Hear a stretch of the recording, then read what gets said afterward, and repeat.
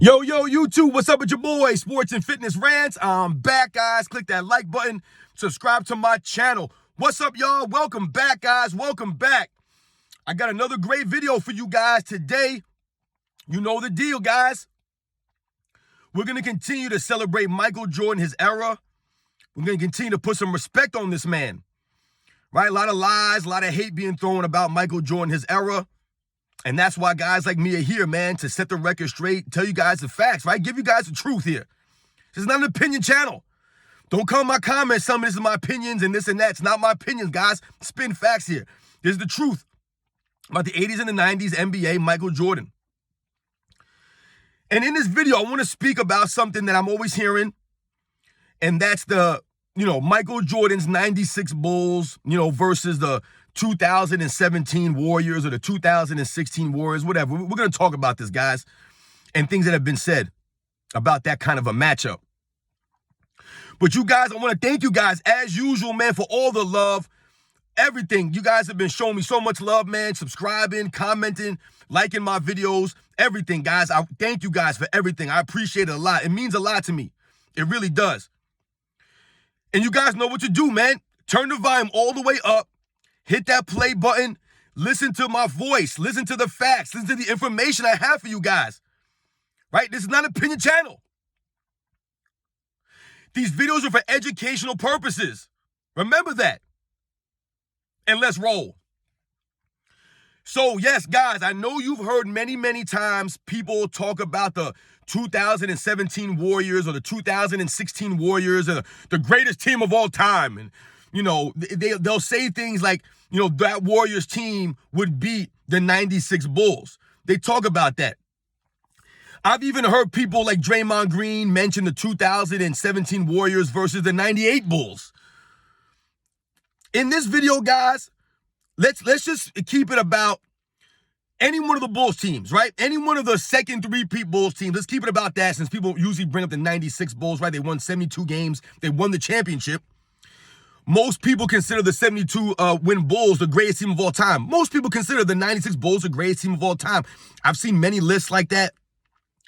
And if you don't consider them the number one team, they're probably the second greatest team, but no less than third. I've never seen the Chicago Bulls of 96 any less than second or third in anybody's list, but most have them number one.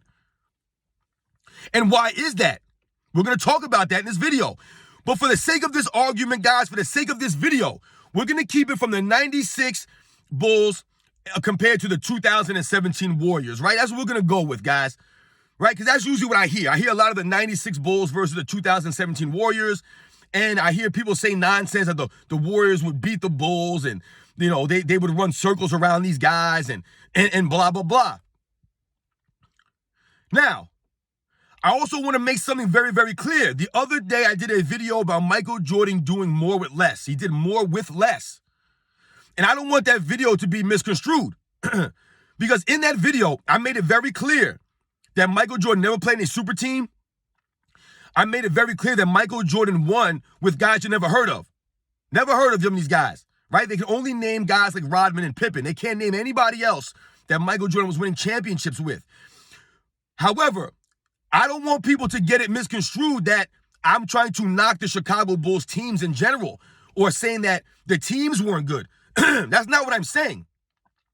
The Chicago Bulls teams that Michael Jordan was on that won the championships, like I said, if we're going to focus on the 96 Bulls, the 96 Bulls were an excellent team.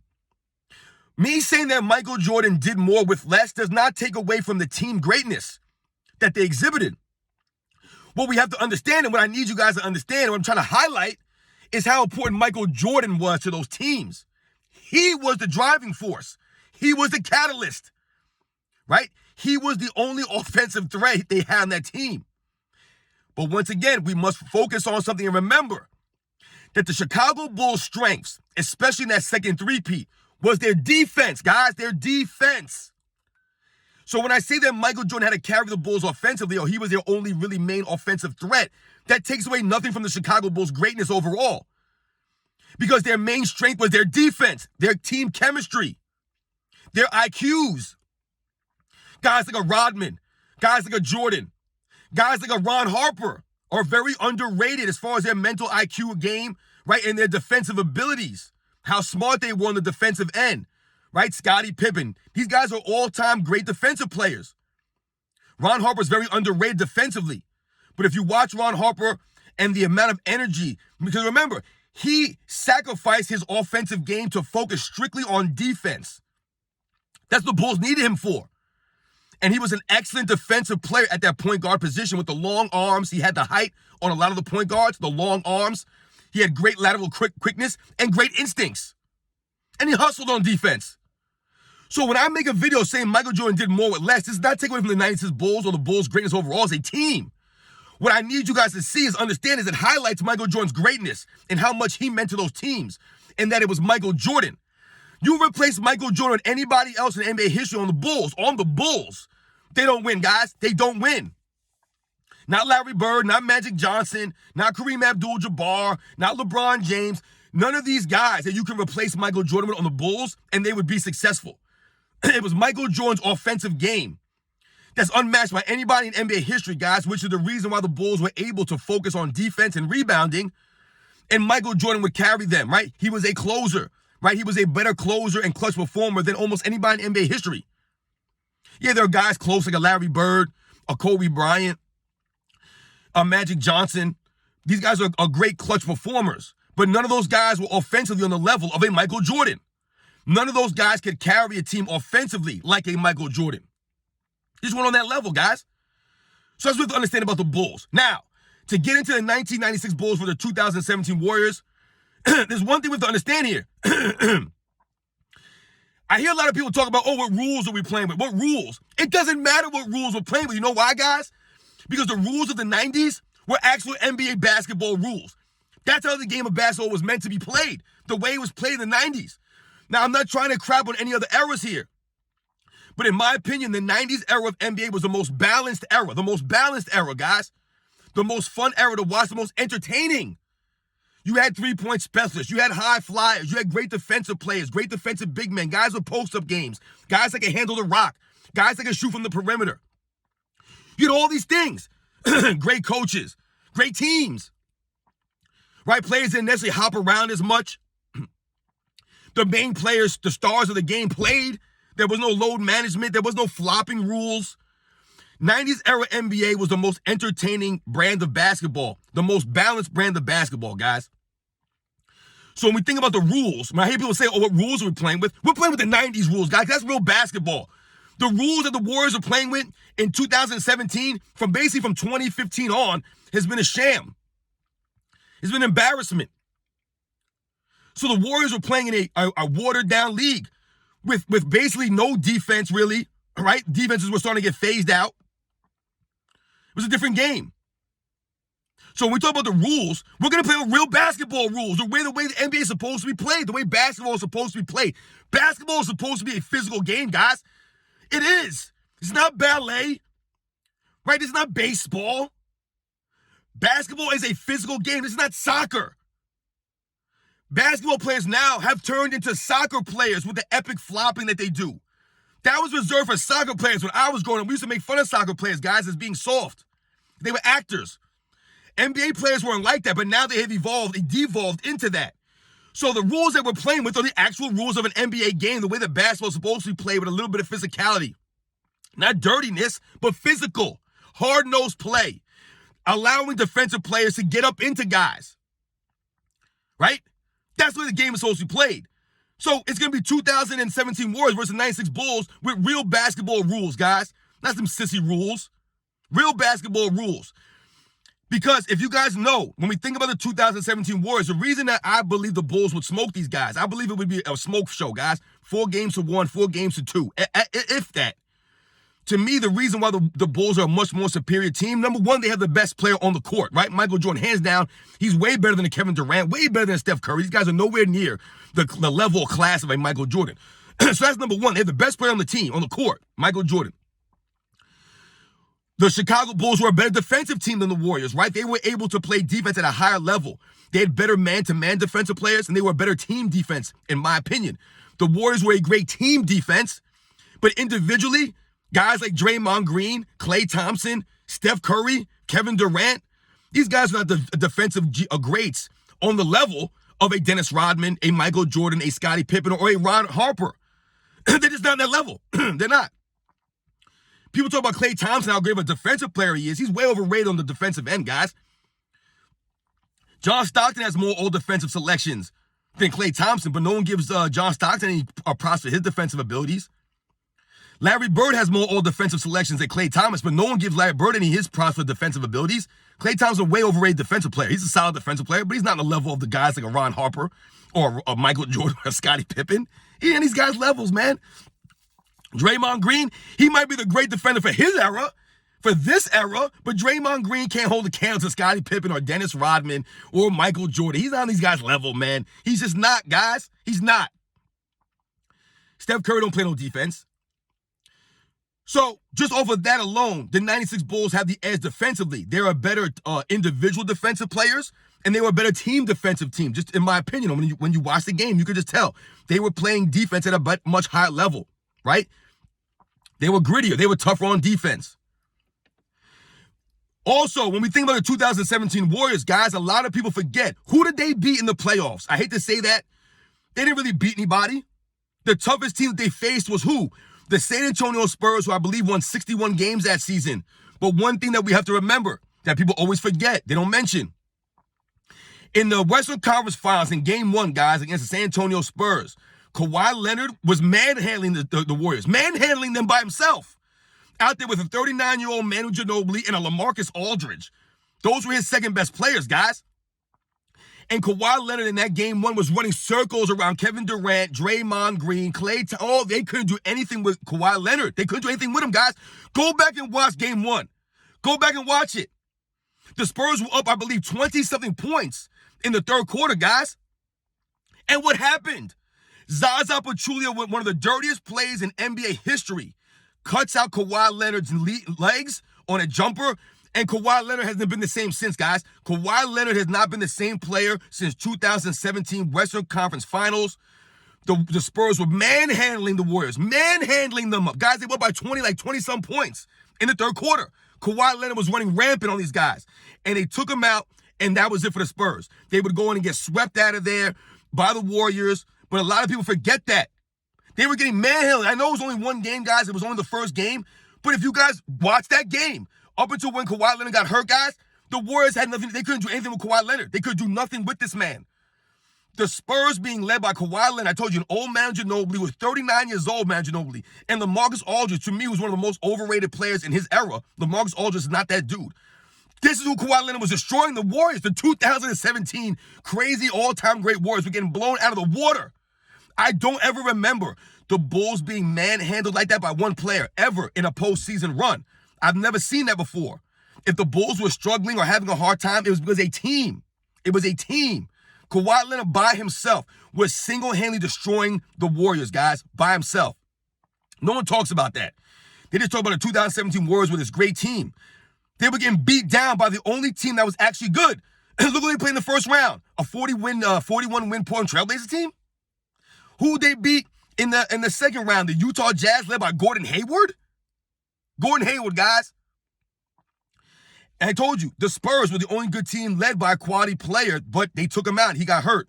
So they beat the Spurs. And then in the finals, they played the 2017 Cavaliers with LeBron James and Kyrie Irving, guys.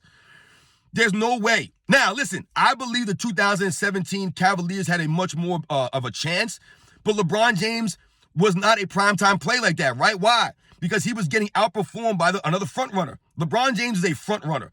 And Kevin Durant actually one-upped him, and he's actually a bigger front runner than LeBron James. So Kevin Durant's able to play all-world when he's the front runner, when he's the favorite by so much, when he has all this help around him. That's when Kevin Durant's spectacular. So when we think about the 2017 Warriors versus the 96 Bulls, Kevin Durant wouldn't be able to be a front runner against Michael Jordan. Right? Kevin Durant's mentally weak, in my opinion, guys, which is why he always gets upset on this social media stuff, right? He's always attacking people on social media. Kevin Durant's mentally weak. And where's the other evidence of that? Look at Kevin Durant's career. He was up 3-1 in 2016 against that same Warriors team, right? They blew that lead. Him and Russell Westbrook, they blew that lead, right? Because he's mentally weak. He's not a primetime before. He's a front runner. We think about Kevin Durant, the Brooklyn Nets, right? Mentally weak, right? Again. We think about Kevin Durant now in the Phoenix Suns, another mentally weak performance in the postseason by Kevin Durant. Not only is he physically breaking down, he's always mentally breaking down. So when I talk about Michael Jordan and the Bulls going against Kevin Durant, Steph Curry, and the Warriors, the best player on the Warriors team, right? Let's say it was Kevin Durant, guys. He's a mental midget. He's mentally weak, guys. Michael Jordan would be able to psych him out. Scottie Pippen would be able to frustrate him with his defensive abilities. Look at what happened to him against the Boston Celtics when he was on the Nets, guys, that series. Guys like a Marcus Smart were able to get physical with him and play a hard-nosed defense, 90s era kind of defense on Kevin Durant. And what happened to Kevin Durant? This guy that they tell you is this great ball handler at his size and he's got all these skills. He was deteriorated down to 5, 6, 7 turnovers a game. Couldn't barely get the ball up the court. You're telling me Scottie Pippen picking up Kevin Durant full court or at half-court trapping with Michael Jordan wouldn't have Kevin Durant turn the ball over the place? Come on, man. Same thing with Steph Curry. Steph Curry, to me, he's not a big-time performer in big-time moments consistently. Right? More times than not, he has a down performance. His track record says that, guys. I'm not making this stuff up. Where was Steph Curry in the 2015 finals or the 2016 finals? Where was he in the 2016 Western Conference Finals? He was getting bailed out by Klay Thompson in Game 6. Klay Thompson in a Game 6. Steph Curry, to me, has always had the benefit of having other guys perform in primetime moments. Not saying that Steph Curry hasn't had his own moments. He has had some great moments. But like I said, it's not consistent at a high level. So, to me, someone like a Ron Harper would be able to frustrate Steph Curry immensely with those long arms, with the height, with his defensive abilities. Right? Steph Curry would not be able to get open looks. People think that Steph Curry could dribble all over the place and get past these guys. Not with, like I said, not with real NBA defense being played. NBA defense. Not this defense now. This is not NBA defense, guys. Has nothing to do with rule changes. Guys were allowed to actually play NBA-style defense back then. So if guys were playing NBA defense because it's an NBA game that we're talking about, right? Steph Curry wouldn't be able to do all that freedom of movement stuff and also the nonsense. He's fragile, Steph Curry. Right? Same thing with Kevin Durant and Klay Thompson. These guys are fragile. The Chicago Bulls players were much tougher. So to me, guys, this is not a close matchup. The 96 Bulls. And listen, any Bulls team with Michael Jordan on it, that's the key here, guys. Michael Jordan is the X factor. He's the deciding factor. In my opinion, Michael Jordan's Bulls teams against any other teams in NBA history, Bill Russell Celtics, Larry Bird Celtics, Magic Johnson's Lakers, all these teams we could talk about, right? Will Chamberlain Sixers, Will Chamberlain's Lakers. To me, the X factor in all these series and all these matchups is Michael Jordan. He's the guy that no one can match up with. Nobody raised their level of play when it mattered the most more than Michael Jordan. Guys, the evidence is there. This is not my opinion on it. He always raised his level. Always. Always raised his level. And remember, he impacted the game on both ends of the court. When you think about a Kevin Durant, guys, in the 2017 Warriors, yeah, he was an okay defensive player. But Kevin Durant's not playing perimeter defense like that. He's not playing on both ends of the ball at a level of a Michael Jordan. Like I told you guys, a Steph Curry, yes, he's a great offensive player to a degree, but where is he on defense? He's nowhere. Someone like a Ron Harper could post him up all the time. Michael Jordan, all these guys, Michael Jordan would be killing guys like Klay Thompson in the post, killing guys like Draymond Green in the post. Draymond Green couldn't guard Michael Jordan in the post, guys. You know how many fouls he would draw against a Draymond Green? You know how many fouls Draymond Green would get against a Dennis Rodman? Draymond Green would have been psyched out mentally going against Dennis Rodman, guys. He would have 2 10 goals in the first 10 minutes of the game. Be completely taken out of the game. Ron Harper's a very underrated defensive player. Look at what he did against guys like John Stockton, Gary Payton in the NBA Finals, guys. No, these guys are not offensive threats like a Steph Curry. However, these guys had better post-up games than a Steph Curry. Gary Payton was a much tougher player than a Steph Curry. John Stockton was a much tougher and grittier player than a Steph Curry, right? John Stockton was a great handler of the ball. Didn't turn the ball over a lot, right? But Ron Harper was all over these guys, man, making it hard on them. It's the same thing he would do to a Steph Curry. Michael Jordan would take Klay Thompson completely out of the game, and he would switch off on Steph Curry from time to time. You know that. Right? Scottie Pippen would take out Kevin Durant completely out of the game, and someone like a Dennis Rodman would switch off on a Kevin Durant. Michael Jordan would switch off on a Kevin Durant. The Bulls could throw all these different guys at the Warriors. The Warriors couldn't throw anybody at the Bulls. Who are the Warriors throwing at the Bulls? Steph Curry? Who are they throwing at the Bulls? Kevin Durant? Who is Kevin Durant guarding? He's not guarding Michael Jordan on the perimeter, right? He's not guarding Michael Jordan on the post. He's not. He's weak. I don't care how tall Kevin Durant is. That's what Michael Jordan's fadeaway does. It nullifies your height.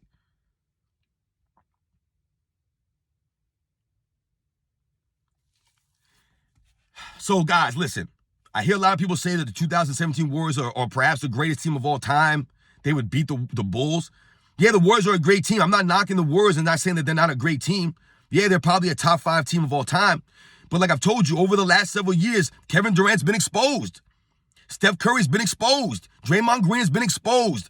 Klay Thompson's been exposed. These guys are not as great as we thought they were in 2017, guys, especially Kevin Durant. To me, Kevin Durant has been very exposed as being very mentally weak, being very physically weak. His body's fragile. He's breaking down. And like I told you, he's a front runner. He's great when his team is the favorites. He's got all this help on his side. But when he has to carry a team or be the guy or go against another guy like a Michael Jordan, he would shrivel and crumble. LeBron James was never that guy in those finals, guys. He just wasn't. LeBron James was never a primetime, mentally tough guy like that. He's never a closer like that. He didn't make up winning plays at the end of games. He just doesn't, guys. There was a game in the 2017 finals with LeBron James and the Cavaliers, game 3. They should have won that game. But LeBron James made several bad decisions down the stretch with the Cavaliers up 3-4 points with a couple minutes to go. And we all remember Kevin Durant hitting that shot in his face. But the plays leading up to that shot, guys, were terrible plays by LeBron James. Kicking out to Kyle Korver in the corner when he had a layup. Just nonsense, guys. Michael Jordan would never make those plays. Michael Jordan was always a closer. Always raise his level. Kevin Durant wouldn't be able to raise his level to a Michael Jordan. He just wouldn't be able to do that. So, guys, in my opinion, the Chicago Bulls, any team with Michael Jordan as the leader, any of those Bulls teams are beating any team in NBA history, in my opinion, simply because of Michael Jordan, guys. We have underestimated the excellence and the greatness of Michael Jordan when it matters most, raising his play to levels we've never seen before. He's the difference there. The defensive abilities of the Chicago Bulls is very underrated. Doesn't matter what era rules we're playing with. These guys are just all-time great defensive players. They're not great defensive players for their era. They're all-time great in any era. Whereas to me, a Draymond Green is great in his era, but he wouldn't be great in the 90s or the 60s or the 80s even. Draymond Green at that size playing against those guys down low in those eras, he would get manhandled. He'd get crushed. It doesn't take away from him. It's just the way it was, guys. Guys were bigger and stronger and more physical back then. Draymond Green is a flopper. He's a drama queen. So I'm going to go with the 96 Bulls over the 2017 Warriors, guys. Let me know what you guys think. To me, the 2017 Warriors have gotten a little bit overrated. Look at their run. Look at the teams they faced. Don't forget, Kawhi Leonard missed the entire series, guys. He was crushing them. Kawhi Leonard was. Not Michael Jordan. Kawhi Leonard was doing this. So imagine what Michael Jordan would have been able to do and the Bulls would have been able to do. Catch you guys on the next one.